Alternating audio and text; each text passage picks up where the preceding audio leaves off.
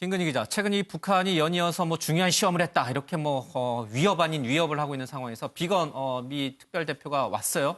문재인 대통령 만났죠. 그렇습니다. 오늘 오전에 이 문 대통령과 접견을 했는데요. 청와대에 따르면 이 문 대통령은 그동안 비건 대표의 어떤 한반도 평화 프로세스를 위한 노력에 대해서 평가를 하고 또 앞으로도 지속적으로 노력해 줄 것을 당부했다고 밝혔습니다. 예. 또한 비건 대표 역시도 앞으로도 이 같은 역사적 과제를 이루기 위해서 포기하지 않겠다라고 하면서 최선을 다해 나가겠다는 생각에는 변화가 없다 이렇게 청와대가 밝히기도 했습니다. 예.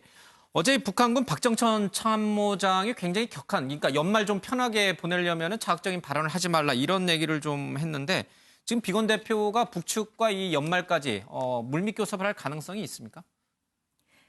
네, 이 관련해서 지난 14일에 이 박정천 총참모장이 담화문을 냈는데요. 이 북한군 서열 2위죠. 이와 관련해서 이 적대 세력들은 우리를 자극하는 그 어떤 언행도 삼가야 할 것이다. 그래야지 연말을 편하게 보낼 수 있다. 이런 얘기를 했습니다. 그러면서 우리는 거대한 힘을 비축했다. 이 철저히 관철할 수 있는 모든 준비가 돼 있다. 이런 강한 발언을 했는데요. 오늘 이제 비건 대표가 외교부 브리핑룸에서 이에 대한 일종의 답변을 했습니다. 매우 적대적이며 부정적이고 불필요한 말이다. 이런 얘기를 했는데요. 이 연말을 편하게 보낼 수 있을 것이려면 이런 얘기를 하지 말아야 된다. 이런 얘기를 했잖아요. 그러다 보니까 오늘 이제 비건 대표도 곧 크리스마스 시즌인데 이 날이 평화의 시대를 여는 날이 되면 좋겠다. 이런 말을 덧붙이기도 했습니다. 예. 연말에 북측과 판문점에서 접촉할 가능성이 있어요? 일단 비건 대표가 내일까지는 한국에 있다가 그다음에 일본으로 갈 예정으로 보이는데 이때에도 일단 판문점에서 북측과 만날 수 있다 이런 전망도 나오고 있습니다. 오늘 리얼미터가 내놓은 여론조사를 보니까 문재인 대통령 지지율이 좀 많이 올랐어요. 긍정평가, 부정평가보다 앞섰는데 그렇다고 해서 연말 대통령 편하게 보내기는 어려울 것 같아요. 북한 때문에. 오히려 야당 쪽에서 뭔가 국민들의 눈살을 찌푸리게 만드는 거라든가 아까 지나갔습니다만 전두환 씨 건이라든가 이런 게 오히려 간접적인 영향을 미친 거 아닌가 싶고요. 전 문 대통령이 지금 지지율 조금 오르고 조금 떨어지고 이런 거에 지금 일희일비할 때는 아니라고 보고. 그럼요.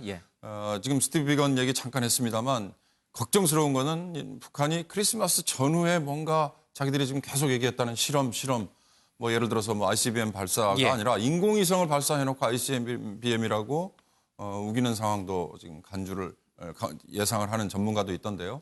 그런 거에 대비해서 지금 마쿠에서 미국과 뭔가 접촉이 지금 이루어지기 직전 상황이 아닐까. 비건이 지금 한국까지 찾아오고요. 판문점에서 만날 수도 있다라고 얘기를 하는 거 보면 뭔가 지금 이 직전까지 왔기 때문에 움직임이 지금 활발해진 거고 그걸 감추지 않고 저렇게 표면화시킨 게 아닐까 그런 기대는 해봅니다. 이혁근 기자, 앞서 이제 지지율 얘기 잠깐 했는데 이게 상승 요인, 그러니까 긍정평가가 부정평가 앞선 주 요인은 뭡니까? 키워드로 분석해보면요. 민생과 소통을 했고 여기에 전두환 씨가 도움을 줬다. 이렇게 볼 수가 있겠습니다.